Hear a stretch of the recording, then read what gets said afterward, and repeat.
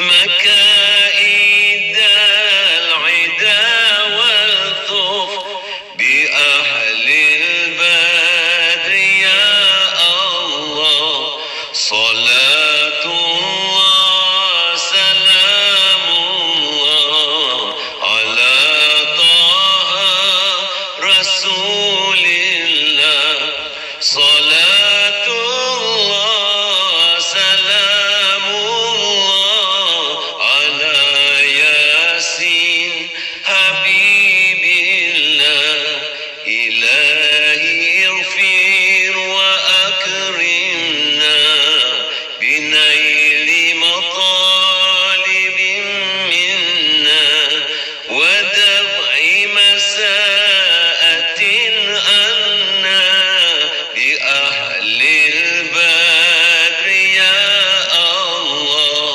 صلاة الله سلام الله على طه رسول الله.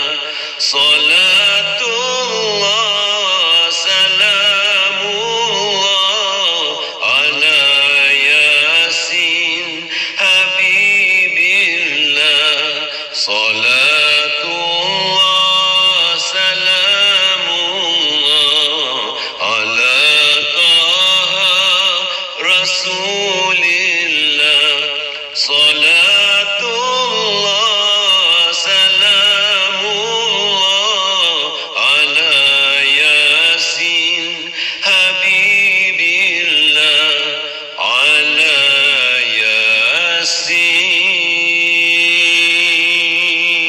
ياسين حبيب الله.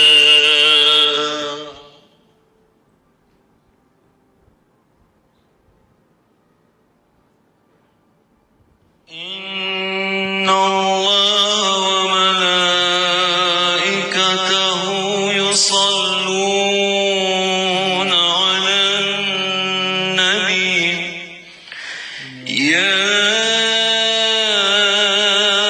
أيها الذين آمنوا صلوا عليه وسلموا تسليما. اللهم صل وسلم وبارك عليه وعلى آله. اللهم صل على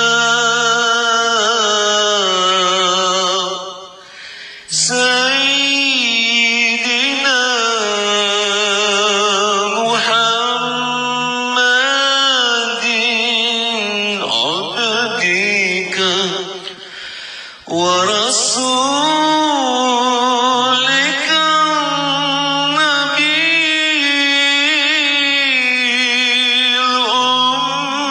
الأمي وعلى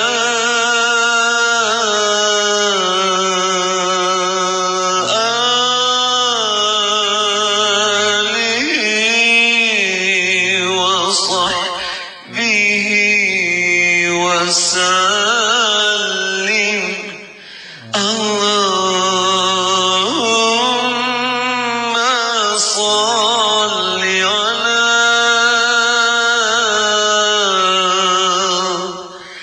سيدنا محمد عبدك ورسولك النبي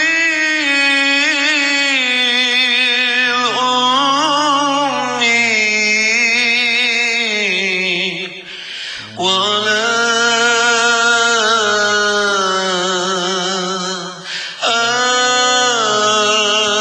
آله وصحبه وسلم.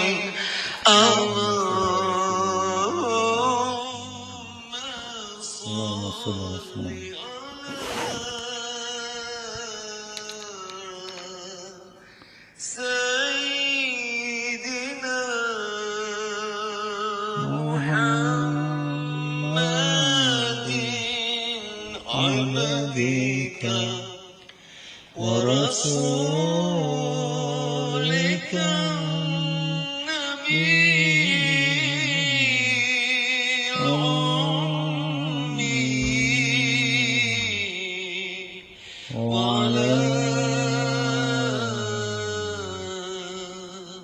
آله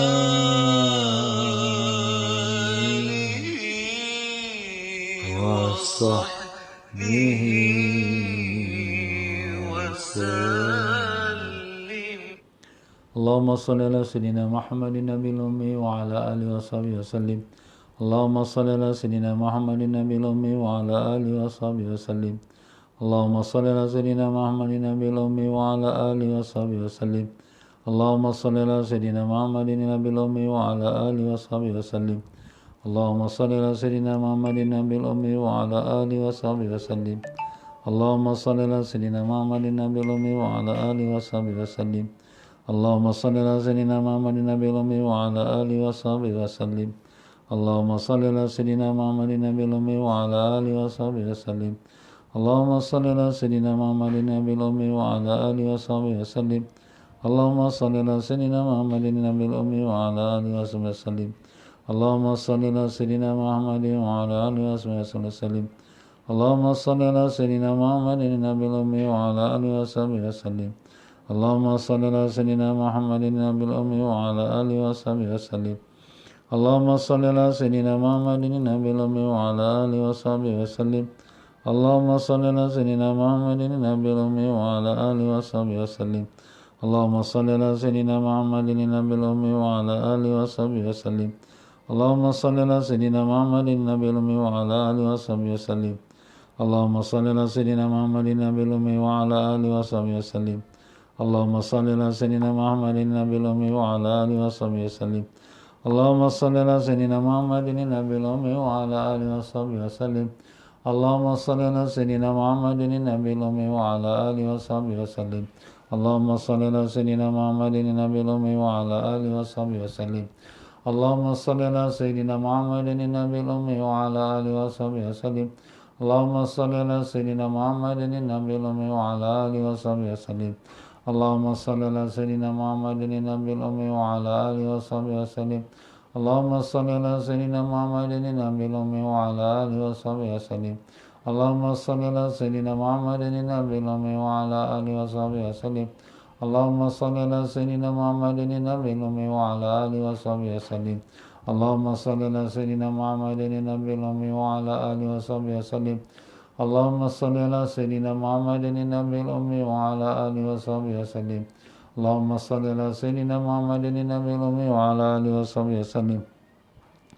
اللهم صل على سيدنا محمد النبي الأمي وعلى آله وصحبه وسلم.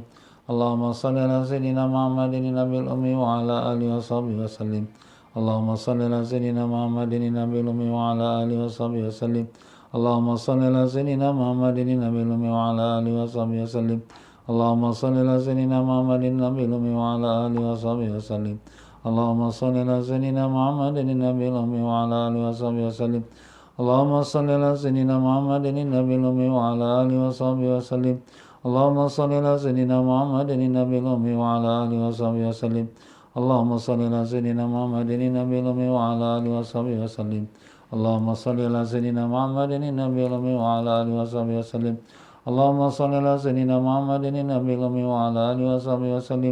اللهم صل على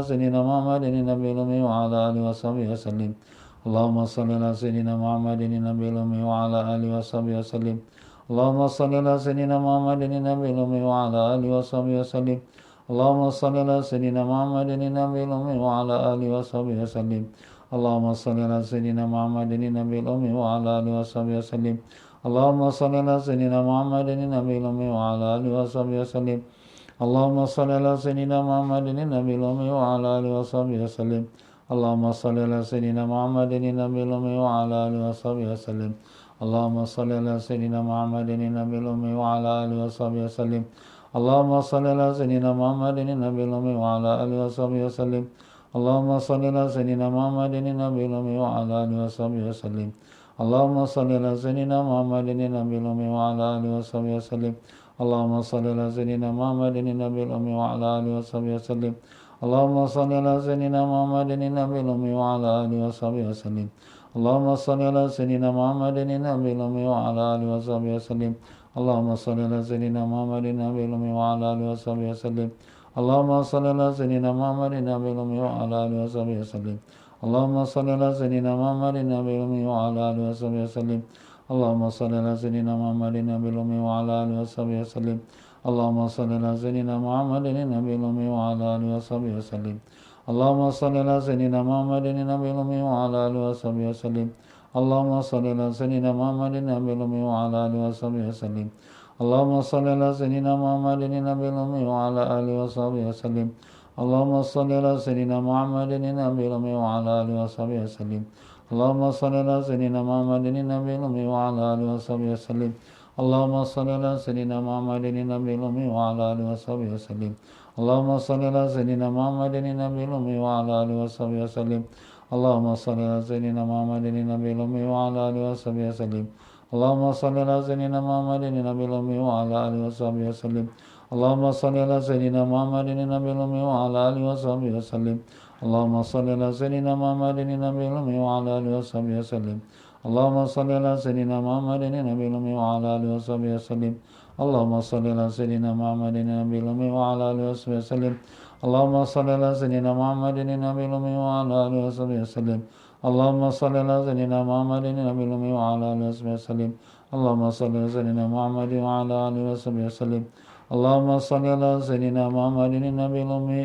وعلى آله وصحبه وسلم السلام عليك يا رسول الله السلام عليك يا نبي الله السلام عليك يا حبيب الله السلام عليك يا سيد المرسلين السلام عليك يا إمام المتقين السلام عليك يا رسول رب العالمين ويا خاتم النبيين السلام عليك وعلى أصحابك أجمعين السلام عليك وعلى آلك الطيبين السلام عليك ورحمة الله وبركاته الفاتحة أعوذ بالله من الشيطان الرجيم بسم الله الرحمن الرحيم الحمد لله رب العالمين الرحمن الرحيم مالك إياك نعبد وإياك نستعين اهدنا الصراط المستقيم صراط الذين أنعمت عليهم غير المغضوب عليهم ولا الضالين بسم الله الرحمن الرحيم الحمد لله رب العالمين اللهم صل وسلم على سيدنا محمد وعلى آله وسلم اللهم ألهمنا مراشد أمورنا وأعذنا من شرور أنفسنا من سيئات أعمالنا اللهم يسر أمورنا كلها وأجرنا من خزي الدنيا وعذاب الآخرة اللهم يسر ولا تعسر بتمام الخير اللهم لا سهل إلا ما جعلته سهلا تجعل الأذان الشتاء سهلا اللهم افتح علينا وعلى ذريتنا فتوح العارفين اللهم علمنا ما ينفعنا وانفعنا بما علمتنا وزدنا علما اللهم يا معلم إبراهيم علمنا ما فهم سليمان فهمنا سبحانك لا علم لنا إلا ما علمتنا إنك أنت العليم الحكيم صلى الله على سيدنا محمد وعلى آله وسلم الحمد لله رب العالمين Muslimin dan muslimat rahimakumullah. Assalamualaikum waalaikumsalam warahmatullahi wabarakatuh. Alhamdulillah, syukur kita pada Allah Ta'ala yang telah pertemukan kita pada hari ini, hari Jumaat, pada petang Jumaat lepas asar yang merupakan waktu-waktu yang sangat dikabulkan doa. Dan dengan itu tuan-tuan dan puan-puan, kita beruntung dapat kita sama-sama dalam majlis kita membaca selawat atas Nabi kita Rasulullah sallallahu alaihi wasallam sebanyak 100 kali. Sedangkan kita telah dengar hadis yang baginda mengatakan, iaitu siapa selawat lepas asar hari Jumaat 80 kali, diampunkan dosanya 80 tahun. Masya Allah ya.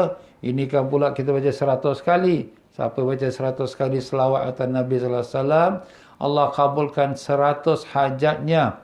Dan paling kecil hajat itu ialah melepaskan diri dia dari api neraka. Masya Allah.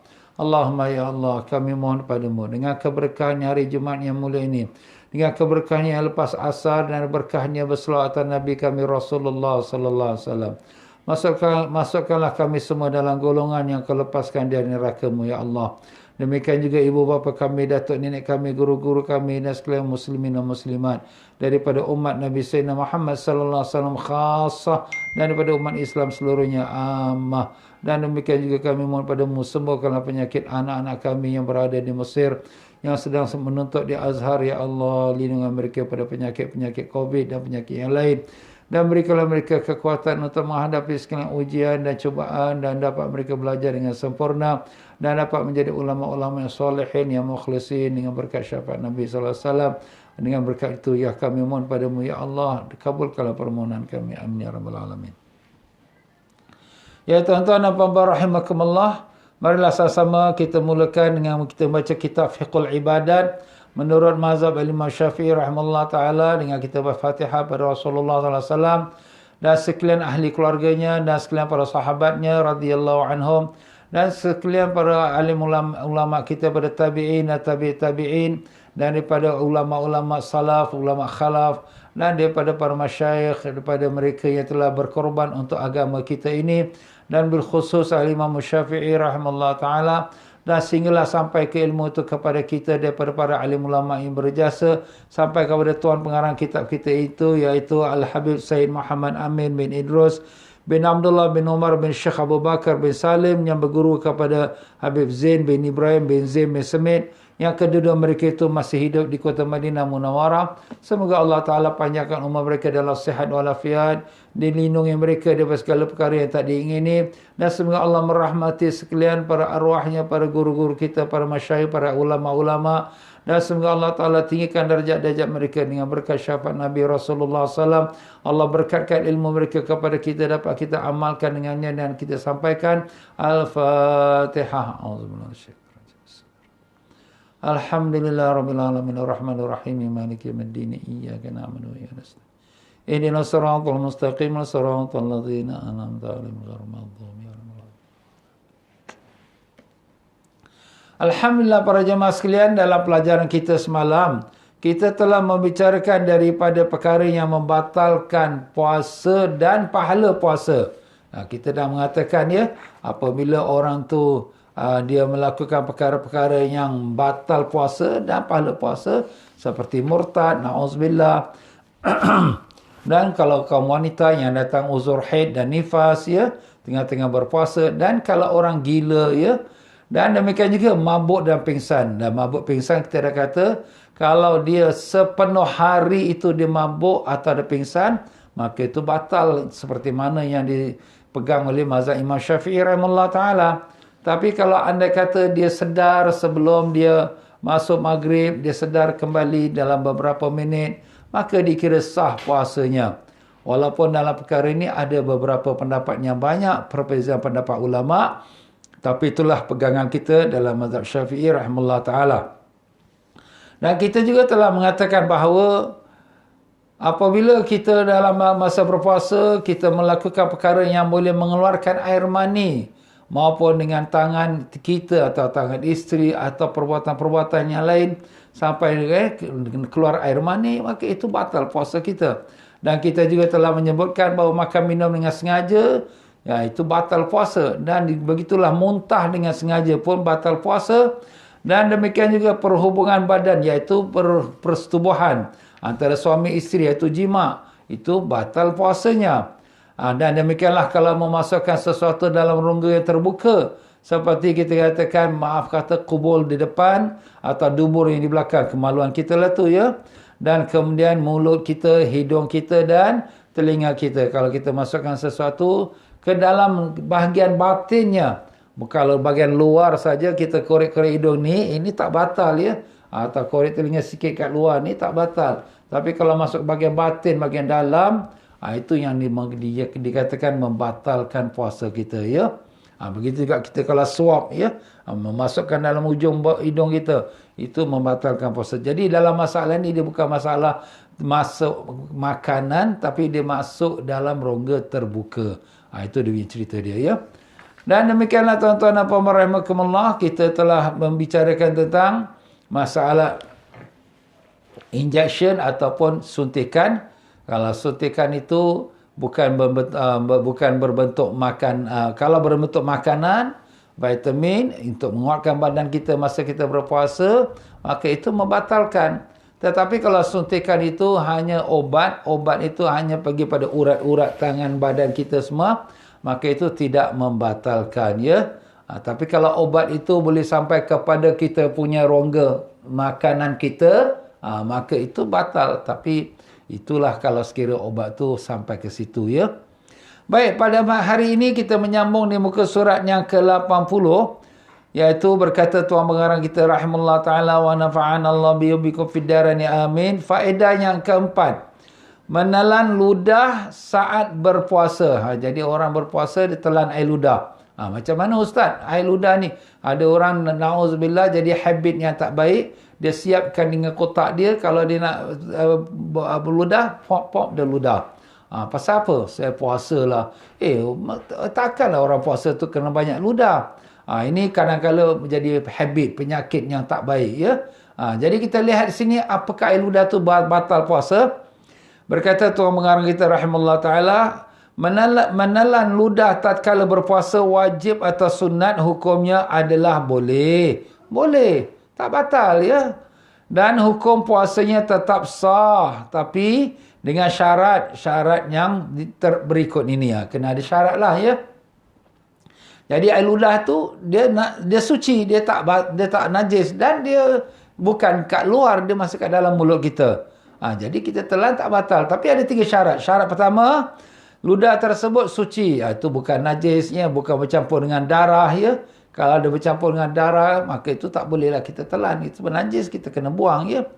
Yang kedua, tidak keluar dari batasan rongga mulut. Lain halnya jika akan menelan ludah yang telah dikeluarkan dari batasan rongga mulut, maka hukumnya adalah dapat membatalkan puasa. Rongga mulut tu macam mana? Ni sekarang mulut kita. Bibir ni kira luar. Bibir ni pasal boleh nampak pada depan. Yang mana nampak pada depan itulah namanya luar. Yang tak nampak pada depan, orang depan kita tak nampak, itulah namanya dalam. Dalam. Jadi kalau sekira air ludah tu dah keluar ke bibir, maaf, dia keluarkan air ludah dia. Dia main-mainkan air ludah sampai keluar. Kena telan balik. Maknanya dia sudah masukkan sesuatu dalam rongga terbuka. Batal.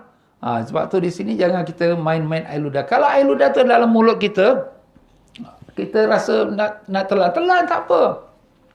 Sebab itu bukan makan dan minum. Itu masih lagi dalam batin kita, ya. Jadi taklah dinamakan dia makan dan minum. Dan syarat yang ketiga, tidak bercampur dengan zat-zat yang lain. Seperti bercampur dengan kopi. Kerana jika bercampur dengan zat-zat yang lain, maka hukumnya adalah dapat membatalkan puasa. Jadi zat-zat yang lain tu, misal kata bekas-bekas minuman kopi ke, ataupun ada kita bekas makanan yang terselit kat gigi kita, air ludah kita pun dah bercampur dengan tu, kita telan. Tak boleh lah. Itu dah kira kita makan benda yang asalnya dari luar, dan kita telan. Kalau sekadar air ludah saja, air ludah ni dia generate ataupun dia jadi daripada dalam badan kita.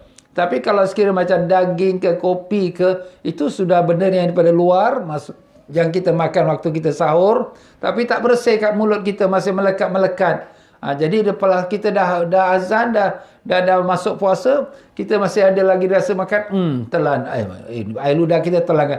Melainkan kalau tak dapat dielakkan. Macam mana tak dapat elak? Kita tengah sembahyang, keluar benda kecil tu. Dia pun nak menuju kepada tekak kita. Lidah kita dia tarik. Tak boleh juga. Pasal apa? Pasal dia duk mengalir. Dia pun halus sangat. Terus masuk ke tekak. Itu apa nak buat? Ya? Itu luar daripada kuasa kita. Tapi kalau selagi kita ada kuasa untuk kita keluarkan bekas-bekas makanan tu, itulah yang terlebih baik, kita keluarkan dia. Jangan kita telankan dia. Ya? Di muka surat 81, faedah yang kelima. Hukum keluarnya air mani. Kesimpulan dari hukum keluarnya air mani, iaitu sperma, adalah ada dua perkara. Perkara pertama, pada 2 masalah, maka dapat batalkan puasa. Ini dalam perkara yang membatalkan puasa. Dan mewajibkan mandi. Keluar air mani itu memang wajib mandilah, tapi batal puasanya. 2 perkara. Apa dia? Pertama, dikeluarkan dengan cara istimna', maknanya dengan onani. Itu bahasa Arab, istimna' lah, ya. Maknanya dengan sengaja dia punya perbuatan dia, dengan itu keluar air mani dia, maka dengan itu batallah puasa dia. Yang kedua, keluar mani kerana memeluk isterinya tanpa busana. Tak berpakaian. Busana tu pakaian lah. Jadi isteri tu maaf kata dalam keadaan telanjang bulat. Dia dalam suami isteri, dalam selimut. Na'udzubillah zalik. Dia nak melepaskan nafsunya dengan cara dia memeluk-peluk. Na'udzubillah. Dalam masa puasa. Kalau tak puasa tak apa. Itu halal suami isteri. Tapi ini dalam masa puasa. Akhirnya nafsu dia tu terlalu tinggi sampai keluar air mani. Itu dah kira perbuatan sengaja. Bila perbuatan sengaja dan keluar air mani, maka batal lah dia punya puasa dia. Kalau keluar mazi tak batal lagi. Tapi kalau tak keluar mani pun, ini pahala puasa ni dah habis lah. Mana kau dah melepaskan nafsu kau juga tu. Jadi tak boleh ya. Itu kita jagalah suami isteri baik-baik. Janganlah kita tidur dekat-dekat kalau dalam keadaan siang hari berpuasa tu. Kalau boleh kita jauhkan sikit supaya kita tak terjatuh pada perkara yang tersebut. Ini biasanya pada orang-orang yang baru kahwin je lah. Ya, orang muda lah, orang muda. Ya, orang tua ni bateri pun dah lemah dah ya. Jadi dah tak ada apa dah ya. Itu untuk orang tua tu tak kisah sangatlah ya. Pernah satu masa seorang tua datang jumpa Ibnu Abbas radhiyallahu anhuma dan dia kata, "Ya Ibnu Abbas, boleh tak saya cium isteri saya waktu saya dalam berpuasa?" Ibnu Abbas radhiyallahu anhu seorang ulama. Beliau kata boleh. Dan kemudian datang seorang muda pula bertanya, "Ya Ibnu Abbas, boleh tak saya cium isteri saya waktu saya berpuasa?" Ibnu Abbas kata tak boleh. Kemudian orang muda ni komen lah, tadi orang tua tanya boleh. Ibnu Abbas kata tu orang tua. Jadi di sini alim ulama memberikan tafsiran, iaitu Ibnu Abbas melihat kepada kemampuan nafsu kita. Kerana orang tua ni biasanya pada hukum adat, nafsunya dah kendur. Ya, dan orang kata dah sejuk dah ya. Mungkin dia punya kekuatan kilometer pun mungkin 20 km per hour saja. Tapi kalau orang yang muda ni, dia punya bateri masih high lagi. Masih high level tinggi lagi. Mungkin dia boleh lari 150 km per hour. Jadi bahaya tu. Lampu kuning pun dah langgar, lampu merah pun dah langgar. Jadi Ibnu Abbas kata tak boleh orang muda. Tapi di sini alim ulama mengambil itu iktibar, tak kira tua atau muda. Andai kata kalau kita orang tua sekalipun, kalau kita ada bernafsu, maaf kata ya, kita bernafsu dengan isteri kita, kemudian kita cium isteri kita. Alah ustaz saya dah tua, tapi dia ada nafsu, itu pun dilarang. Kerana dia boleh bawa unsur kepada berlaku perkara yang dilarang tadi, persetubuhan. Sebab dia mula sikit-sikit, lepas tu berlarutan. Tapi kalau sekiranya orang muda yang di mana dia sakit, ya, dia tak kuat, dah tak larat. Kemudian datang isteri dia ziarah, dia datang tengok dia kat hospital, dia pun cium isteri dia kerana tanda rasa sayang isteri. Ustaz, dia dah puasa. Yalah, tapi dia bukan cium bernafsu. Dia pun dah tak larat, dah sakit. Itu. Jadi dia bukan masalah tua atau muda, dia kembali kepada nafsu kita tu. Masalah nafsu ni memang susah kita nak timbangkan. Mana berada nafsu? Pokoknya masing-masing dengan hukum diri dia sendiri. Wallahu alam. Itu dua perkara yang boleh batalkan puasa bila keluar air mani. Yang perkara kedua, pada dua masalah maka tidak membatalkan puasa akan tetapi mewajibkan mandi. Memanglah kalau ada keluar air mani wajib mandi. Tapi puasa tak batal. Macam mana boleh puasa tak batal? Ini ada dua masalah. Pertama, keluar mani kerana berfikir dan berkhayal atau kerana mimpi. Ini na'udzubillah. Dia banyak tengok gambar-gambar porno, gambar-gambar yang tak baik. Kemudian dia berkhayal. Dia berkhayal lah, dia gambarkan itu, gambarkan ini. Maaf kata, nafsu dia pun meningkat dan keluar air mani. Ini batal? Tak batal. Puasa tak batal. Pasal dia tak buat apa-apa. Cuma dia berkhayal. Khayal tu mainan fikiran dia. Perasaan emosi dia. Atau dia mimpi. Dia tidur siang hari. Mimpi bidadari pula. Apa berlaku? Sampai keluar air mani. Maka dengan itu, puasa dia tak batal. Kerana bukan dia sengaja. Dia out of control. Bukan perbuatan dia. Tapi wajiblah mandi. Dah keluar air mani tu wajib mandi. Mandi tu pasal apa? Pasal nak sembahyang. Yang kedua, keluar mani kerana memeluk isterinya dengan memakai busana. Jadi ini tadi kita kata keluar mani dengan isteri tak berpakaian. Maka batal puasa kalau keluar mani.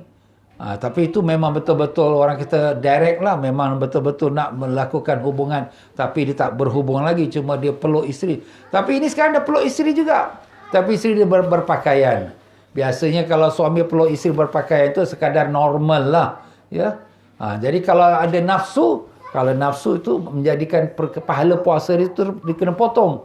Pasal bernafsu. Tapi tak membatalkan. Habis Ustaz, saya peluk isteri saya, keluar air mani. Astagfirullah. Engkau ni dah loose, maaf kata ya. Ya, maknanya dia dah tak kuat dia punya otot-otot dia tu. Dia punya urat-urat dia tu. Pegang sikit isteri pun dah keluar air mani. Yalah, ini kerana penyakit tuan-tuan. Ni apa nak buat ya. Jadi orang macam ni, dia bukan melakukan hubungan. Dia pun bukan kata melakukan dengan tangan dia. Dia hanya peluk isteri, tapi peluk isteri pakai, Ustaz, isteri saya pakai pakaian Ustaz. Jadi terkeluar air mani juga. Kalau terkeluar air mani, tak batal puasa, tapi wajib mandi kerana nak salat. Allahu Akbar. Memang baguslah tuan pengarang kita bawa datang masalah-masalah ni. Kadang-kadang masalah ni dia tertutup. Pasal apa? Nak cakap tu malu. Tapi dalam hukum agama ni, kita tak boleh nak malu. Sebab kalau kita tak cakap, nanti hukum tu tak terserlah, tak nampak. Jadi tak tahu apa buat. Kita buat ni tak betul lah. Buat ni bersalah lah. Padahal tak ada masalah pula. Ya. Wallahu alam. Masuk kita pada faedah yang ke-6. Berkomor-komor tatkala berpuasa. Ni kita dalam puasa kita komor-komor. Ringkasan hukum menelan air. Tapi menelan air lah. Komor-komor saja tak ada apa-apa. Tapi kalau dia telan air dia dengan tidak sengaja, tatkala berkomor-komor, matmadah dalam bahasa Arab, matmadah. Pada saat berpuasa adalah sebagai berikut. Ni ada huraian dia. Bukan semua tertelan tu batal dan tak semua tertelan tu tak batal. Ustaz, saya tak sengaja tertelan Ustaz. Bukan saya sengaja. Batal ke? Batal. Kenapa batal? Ni kita nak dengar dulu. Yang pertama, dapat membatalkan puasa dalam keadaan apapun. Ni kita komor-komor mulut, tertelan. Bukan kita nak telan, tapi tertelan. Terlajak sikit dia pun termasuk. Batal puasa dia dalam apa keadaan pun. Jika berkomor-komornya dalam keadaan yang tidak dianjurkan oleh syariat. Yang tidak dianjurkan oleh syariat itu apa dia? Hukum agama. Seperti kita berkomor-komor untuk kita ambil wuduk. Itu hukum syariat. Tapi ini bukan hukum syariat. Saja komor mulut aku kering lah. Nak komor-komor mulut dia. Tak boleh lah. Kau ni dalam puasa kau. Aku bukan telan. Sekali tertelan. Tertelan. Alamak. Habis macam mana? Batal. Sebab engkau ni tak disuruh berkomor-komor. Tapi engkau sengaja. Kau ingat kau tak tertelan. Sekarang dia dah tertelan. Tak sengaja Ustaz. Tak sengaja pun. Sebab siapa suruh kau komor-komor tu? Nampak. Contohnya jika berkomor-komor untuk yang keempat kalinya. Macam tu juga. Dia ambil wuduk, dia berkomor-komor. Ambil wuduk tu sunat kita komor-komor 3 kali. Tapi dia ekstra yang keempat. Dalam ekstra keempat tak disuruh. Bahkan makruh. Kemudian dia komor-komor. Dalam ekstra yang keempat itu tertelan. Alamak. Tertelan Ustaz, saya tak sengaja. Batal. Sebab engkau telah melakukan perkara yang tak disuruh syariat. Ustaz ni komor-komor sunat dalam wuduk. Sunat tu 3 kali. Yang kau pergi tambah 1 kali lagi keempat tu berapa? Nampak? Itu kita kena faham tuan-tuan. Ni jangan kita take for granted. Mentang-mentang kita komor-komor untuk kita berwuduk. Tertelan. Tak apa. Ustaz kata tertelan tak sengaja. Tak apa. Tak ada. Ada demi hukum dia. Yang kedua. Dapat membatalkan puasa jika berkomor-komor dengan cara mubalarah. Mubalarah tu mana berlebih-lebihan. Ketika memasukkan air ke dalam rongga mulut. Dia kocak. Dia kocak-kocak. Lama. Ini macam makan minum ke apa ni? Ya. Hal ini terjadi jika dia berkomor-komor 3 kali tatkala berwuduk. Dan jika tidak dengan cara mubalarah kemudian tertelan air. Maka tidak menjadi batal puasanya. Kita dalam berwuduk memang sunat berkomor-komor. Tapi kita puasa kan. Jadi komor-komor tu pelan-pelan. Pelan-pelan. Tertelan juga. Allahu Akbar. Habis tertelan Ustaz. Apa nak buat? Okey, tak batal. Tak sengaja.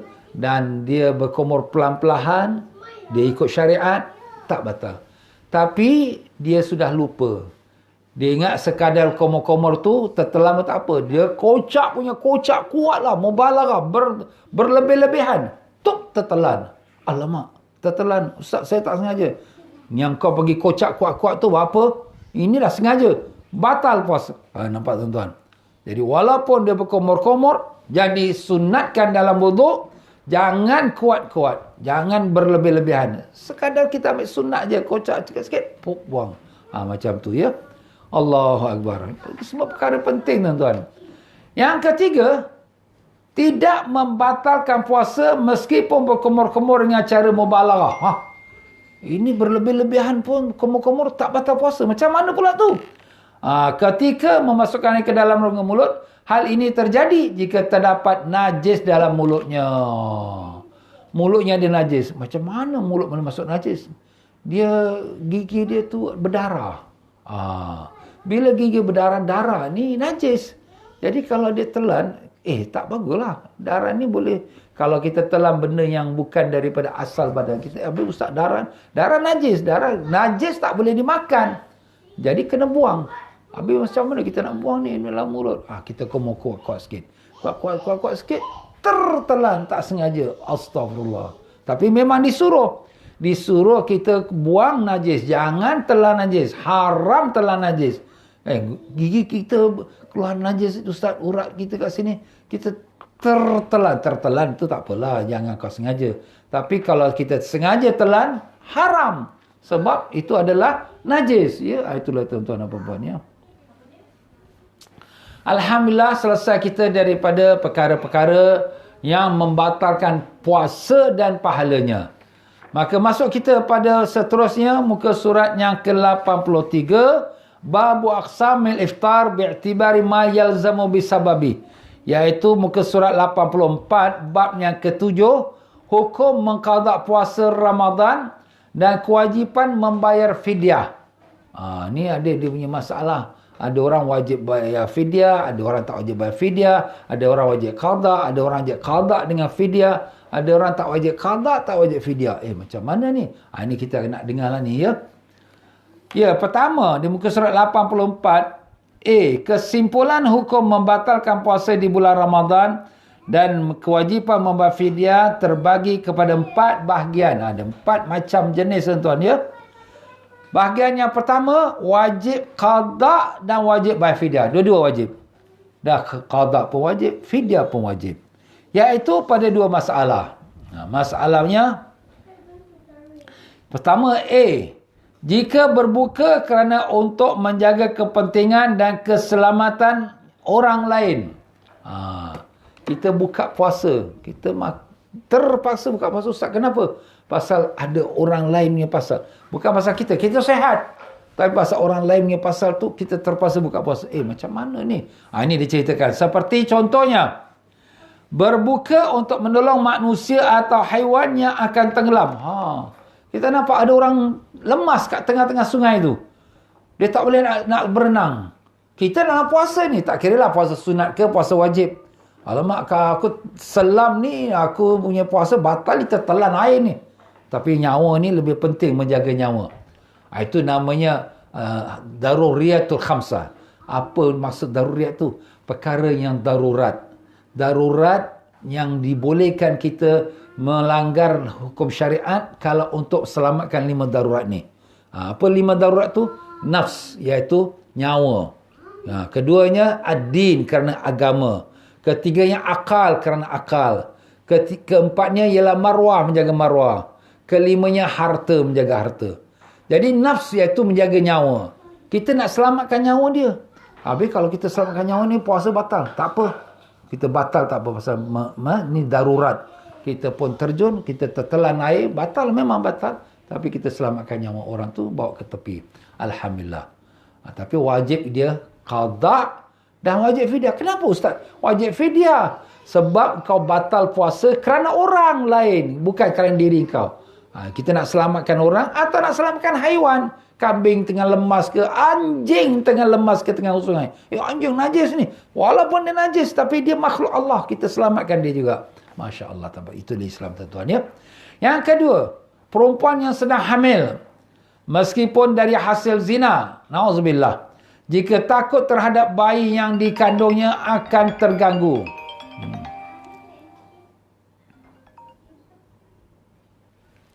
Jadi dia tengah hamil. Jadi dia ni dalam badan sihat. Wanita ni sihat. Tetapi dia hamil tu, doktor kata kalau kau puasa, nanti anak kau dalam baby kau tu, dalam perut kau tu akan terencat. Tak cukup makanan dia punya, kita kata dia punya ramuan dia. Habis macam mana doktor? Jangan puasa lah. Habis ustaz, boleh tak kita tak puasa? Boleh. Sebab ini nak memelihara. Ni memelihara nyawa. Memelihara nyawa. Darurat memelihara nyawa. Jadi kita tak puasa. Tapi kita tak puasa, habis kita nak kena qada. Yes, kita tak puasa, kita kena qada. Habis ada kena denda. Yes, kena fidyah pula. Kenapa nak kena fidyah pula lagi?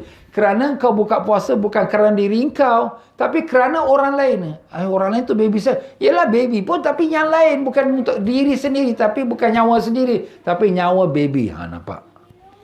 Jadi itu kena fidyah. Dan yang ketiga, perempuan yang sedang menyusui, jika takut terputusnya air susu dan terganggunya sang baby. Dia sihat, ibunya sihat. Dia susukan baby. Tapi kalau dia puasa, dia punya zat dia kurang. Nanti baby ni boleh terencat. Sebulan pula lamanya. Jadi kalau gitu, ni nasihat doktor. Bukan kita buat keputusan sendiri. Nasihat doktor. Doktor tu pun mestilah doktor yang amanah, yang kita kata yang boleh dipercayai. Seperti doktor Islam lah. Dia orang Islam, dia bukan nak memainkan hukum agama, tapi dia lihat pada kondisi badan kau ni. Kalau kau puasa, kau tak apa, tapi kalau kau puasa, kau punya baby ni akan terencat kerana tak cukup dia punya vitamin dan zat-zat yang kau susukan dia. Okeylah, habis macam mana doktor? Doktor kata lebih baik jangan puasa lah, qadakan. Nanti lepas dia dah habis, baby dia pun dah habis susuan ni, dah masa pun tempoh dah selesai, dia qada. Tapi wajib fidyah kerana dia melakukan pembatalan puasa kerana orang lain, kerana baby dia tu. Jadi itu dia tu ya. Maka pada 3 masalah di atas, hukumnya adalah wajib mengqada puasa dan juga wajib membayar fidyah setiap harinya dengan 1 mud, iaitu 750 gram dari makanan pokok seperti beras, dan dibagikan kepada fakir miskin. Jadi kalau sekiranya kita yang di mana yang batal puasa kerana orang lain, kita kena qada dan bayar fidyah. Fidyah itu berapa banyak? Itu yang kita dah sebutkan selalu, 750 gram. Maknanya 3/4 of 1 kilogram. 1 kilogram 1000 gram. Jadi kalau sekiranya 1 mud tu 1 cupak, 750 gram. Jadi tak sampai 1 kilo. Beras 1 kilo kita makan, tengok beras apa kita biasa makan. Beras kita biasa makan ni 1 kilogram harganya $1.50. Okeylah, kalau sekiranya 750 gram tak sampai $1.50 lah, mungkin $1.20. Tak apalah, kau beli 1 kilo punya beras, apa lebih kau niat sedekah. Jadi kita niat sedekah. Jadi kalau kita bagi beras saja pun boleh. Tapi kadang-kadang orang miskin ni, kalau kita bagi beras saja nak makan macam mana? Ni orang tak kita ya. Kita kalau mak siap nasi saja, nak makan macam mana mak, nasi aja, tak ada apa-apa lauk ke, at least ada goreng-goreng sikit-sikit ke. Nampak? Jadi kalau boleh, saya sendiri pun saya terima juga fidyah daripada jemaah-jemaah yang hantar saya fidyah, tapi yang mana yang saya tahu, saya bagi tahu dalam kuliah ni, saya bagi tahu kalau boleh lebihkanlah sikit ya, lebihkan $1. Untuk apa ustaz?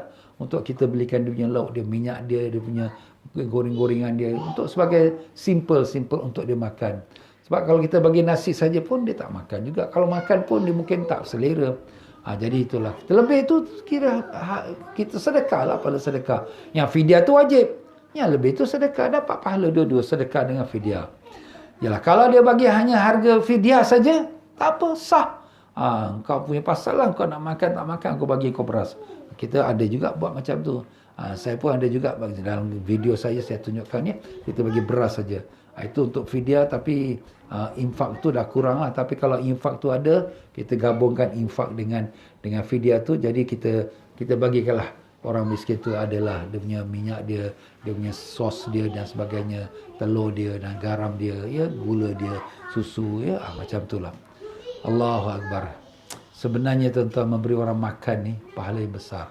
Perkara pertama sekali Nabi SAW perintah kepada umat Islam sewaktu Nabi tiba, first day Nabi tiba di Madinah Munawarah, Nabi kata, ya ayuhan nas at'imut ta'am, wahai manusia berilah makan, wa afshus salam, dan berilah salam, wasallu wan nasun niyam, dan salatlah waktu orang tengah tidur sembahyang malam, tadkhulul jannata darussalam, kamu masuk syurga darussalam.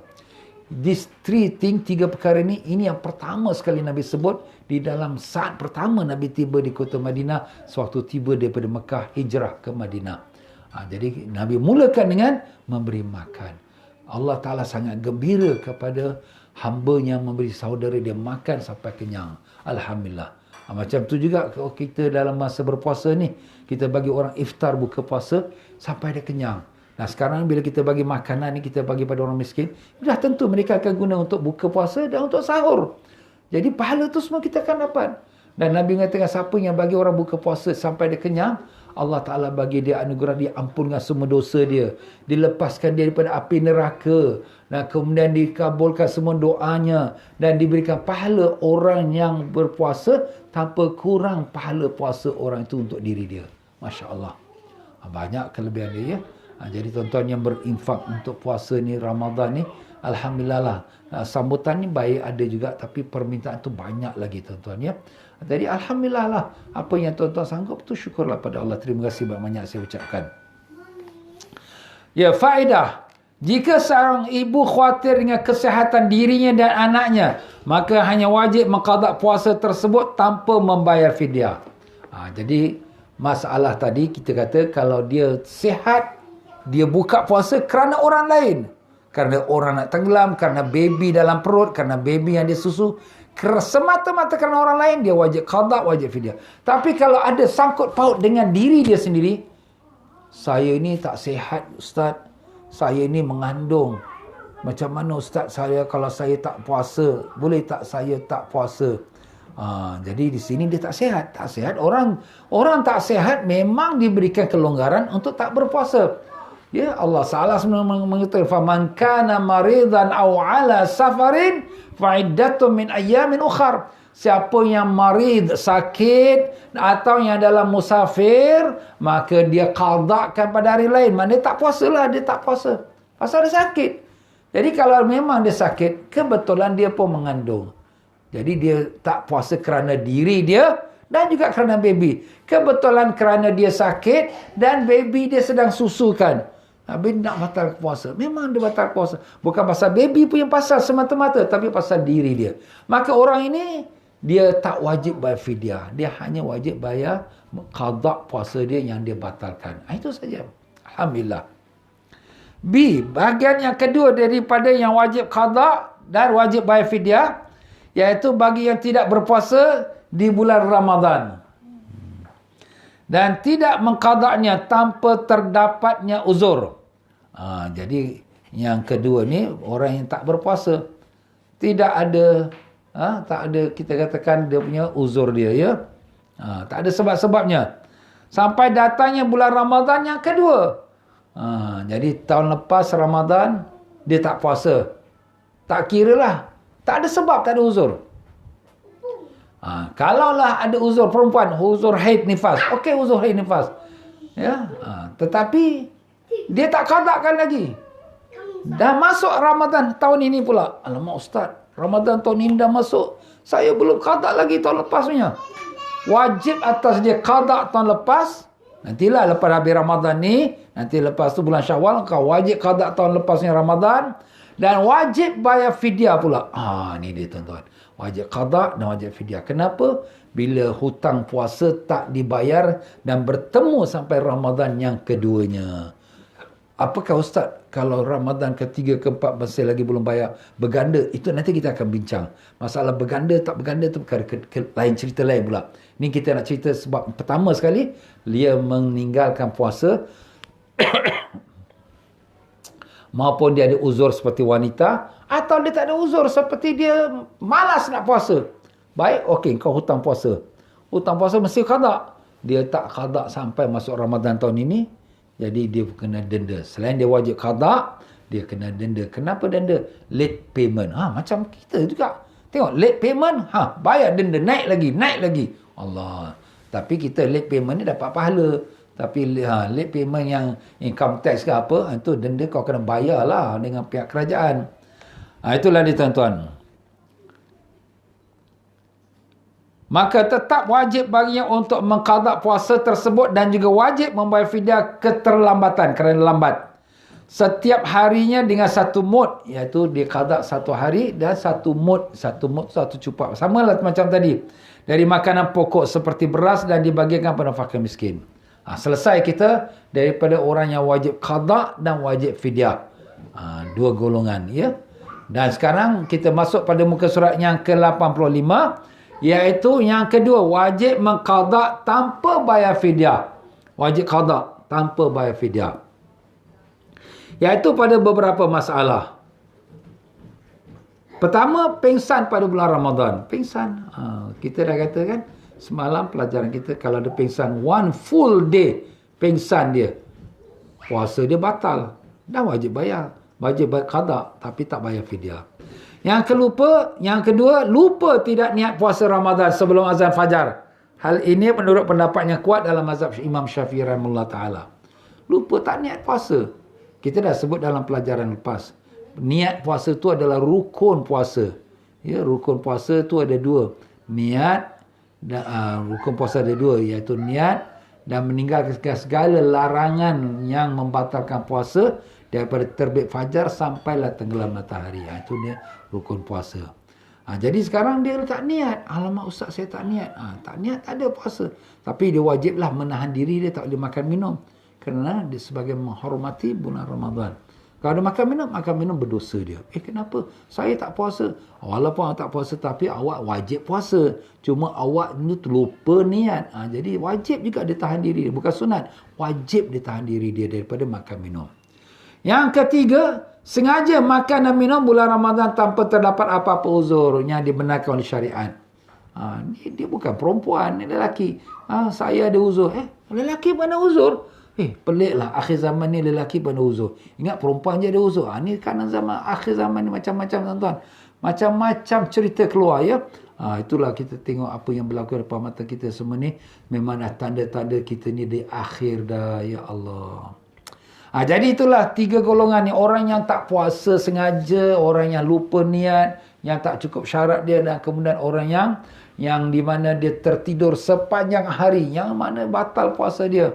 Jadi kalau batal puasanya, nah kalau begitu juga kalau orang kata dia batal puasa dengan perbuatan dia membatalkan puasa. Seperti maaf kata keluarkan air mani dengan sengaja. Batal puasa. Wajib qada, tapi kena fidyah. Tak kena fidyah, ya. Mengeluarkan air mani yang sengaja batal puasa, tapi tak wajib bayar fidyah. Baik, kita masuk pula pada kategori ketiga pula. Banyak ulama kita ni dia bahas dalam, terperinci tuan-tuan. Kita fikir apa benda masalah, dah ada dalam kitab dah ulama-ulama. Kalau tak ada secara direct pun ada dia garis panduan dia. Yang ketiga, wajib membayar fidyah tanpa qada. Wajib fidyah saja, qada tak pula. Siapa pula tu?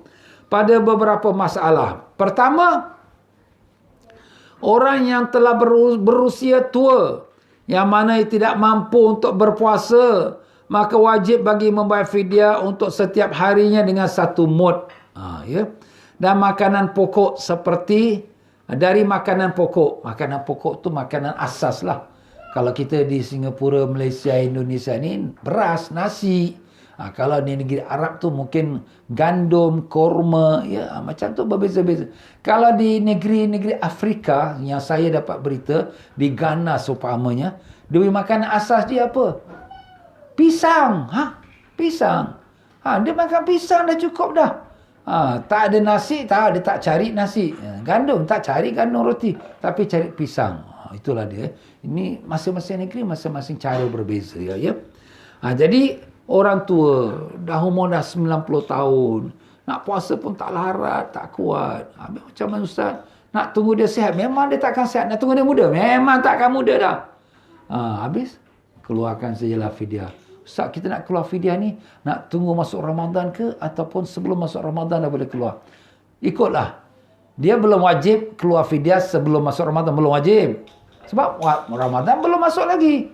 Tapi bila dah masuk Ramadan, dia tak puasa, wajib keluar fidyah.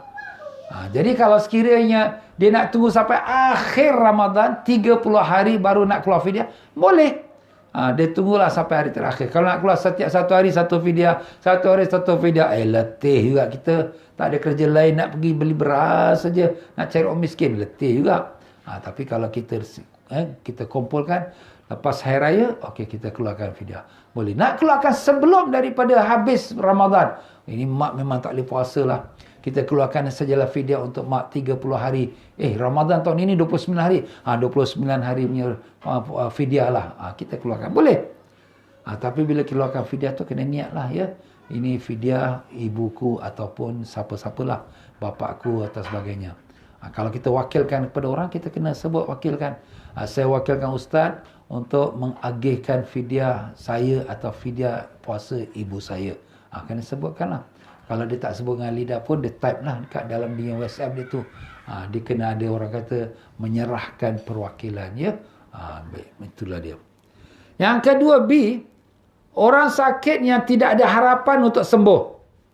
Tadi tua, yang ni sakit. Dia muda, mungkin dia muda.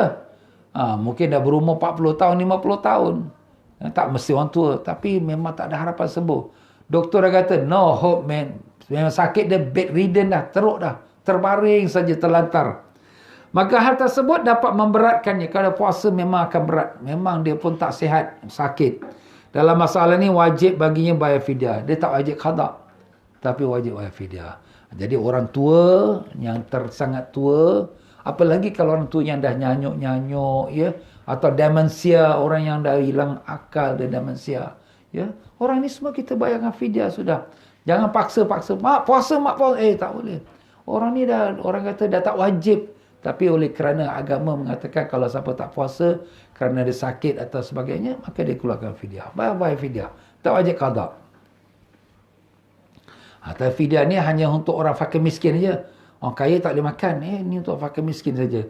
Sebab tu bila saya bagikan kepada orang-orang yang fakir miskin, tuan-tuan saya tengok dalam video tu, semua orang fakir miskin. Daripada orang-orang Kemboja, orang Bangladesh ya.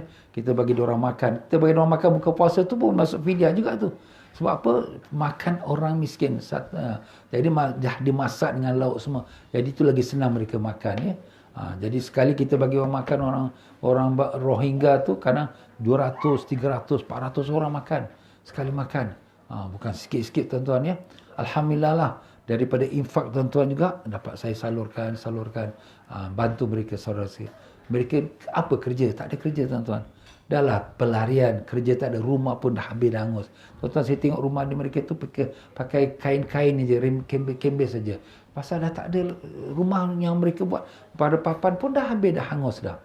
Allah sedih. Kita ni syukurlah pada Allah ya. Macam mana susah-susah kita ada atap atas kepala kita, ada pintu, ada rumah. Syukurlah pada Allah Ta'ala ya. Faedah membayar fidyah merupakan kewajipan Allah. Okeylah, kita berhenti pada faedah lah ya. Wallahu alam. Masa kita ni sangat cemburu tuan-tuan. Kalau boleh jam tu kita tarik ke belakang lagi. Tapi apa nak buat? Akhir zaman ni memang Nabi dah katakan. Di antara tanda akhir zaman, keberkatan waktu itu diangkat. Keberkatan waktu diangkat. 1 tahun rasanya macam 1 bulan. Tengok tuan-tuan, setahun lepas kita puasa Ramadan. Kita dalam COVID. Semua sembahyang kat rumah. Alhamdulillah setahun ini kita boleh pergi ke masjid. Tapi itu pun terhad. Dah setahun. Sekejap ya. Setahun lepas Ramadan tahun ini sekejap je. Tahun lepas kita tak boleh pergi haji. Tahun ini boleh pergi ustaz, pergi haji. Allahu alam, kita pun tak tahu. Boleh tak boleh pun belum tahu lagi. Mungkin boleh, mungkin tak boleh. Mungkin boleh sikit, Allahu alam. Dan begitulah 1 bulan seperti 1 minggu. Sekejap aja. Tengok bulan Ramadan ni tuan-tuan. Allah. Dah hari ke-11 dah ni, hari 11. Dah masuk semifinal kita ni. Permulaan, dan sekarang pertengahan, dan nanti akhir. Nabi kata Ramadan mula dengan 10 yang pertama ialah rahmat. 10 yang kedua maghfirah, keampunan. 10 yang ketiga itqam minan nar, kelepasan dari neraka. Ya Allah. Ramadan ni seperti kereta api yang laju tuan-tuan. You tak kejar, you tertinggal. Bye-bye. Tertinggal habis. Kena kejar. Kena paksa diri. Baca Quran. Paksa diri. Solat tarawih 20 rakaat. Paksa diri. Bangun sembahyang tahajud. Tak buat. Malas, ngantuk, letih. Selamat tinggal. Ramadan tak tunggu you. Ramadan akan jalan terus. Siapa yang kejar dapat. Siapa yang berlenggang-lenggok. Selamat tinggallah dia. Allahu Akbar. Ini dah hari 11. Minggu depan lagi dah nak masuk hari yang final pula. Allahu Akbar. Ya tuan-tuan dan puan-puan, hari Rabu ni, Rabu 16 Ramadan, 28 hari bulan April, malamnya ialah malam 17 Ramadan. Malam dinamakan malam nuzul Quran, turunnya Al-Quran. Dan juga pada bulan Ramadan ini berlakunya peperangan Badar. Peperangan yang pertama yang Allah Ta'ala bantu Rasulullah SAW dengan turunnya 5,000 malaikat. Jadi tuan-tuan dan puan-puan rahimakumullah ya, rebutlah. Kita akan adakan majlis pada petang Rabu, ya, jam lebih kurang 5 petang sampai jam 7 petang. Iaitu menyambut menuzul Quran dan memperingati peperangan Badar. Peperangan Badar besar tuan-tuan. Dalam Quran Allah Ta'ala sebutkan lagi. Dalam hadis pun Nabi sebutkan lagi. InsyaAllah kita akan dengarkan dunia sekisah sejarahnya. InsyaAllah. Baik tuan-tuan dan puan-puan, itu saja untuk kita hari ini. Minta maaf, saya minta sekali lagi kerjasama. Mereka yang buat PayNow, please tuliskan dalam PayNow you tu, PayNow comment atau transfer, you delete. You tuliskan. Untuk apa? Untuk infak Ramadan. Untuk apa? Untuk anak yatim. Untuk apa? Untuk Quran. Untuk perigi. Sebab banyak yang dah tulis, alhamdulillah, very good, terima kasih. Tapi ada juga beberapa segelintir yang tak tulis. Macam semalam saya ada terima 3 kali dia hantar 100, 150, sudah 200, tapi dia tak tulis. Kalau dia tak tulis, maybe dia terlupa ataupun daripada bank yang lain, maka snapshot dan kemudian postkan kepada saya. Post tu macam mana Ustaz? Pakai WhatsApp je lah. WhatsApp tu nombor saya yang saya punya PayNow, itulah WhatsApp saya tu. WhatsApp pada saya supaya saya tahu, oh okey ini. Kalau dia hantar pada FB, message FB boleh juga, tapi message FB ni saya nak kena scroll down, cari mana dia punya orang dia. So, penat juga tuan-tuan. Ini pun amanah juga. Saya buatnya, mudah-mudahan tuan-tuan dapat pahala, saya pun dapat pahala dan dapat bantu saudara-saudara kita. Itu saja kita tujuan. Tak ada apa-apa kelebihan dunia, tak ada, tapi hanya kita harap pada keridaan Allah. Itu saja kita harap.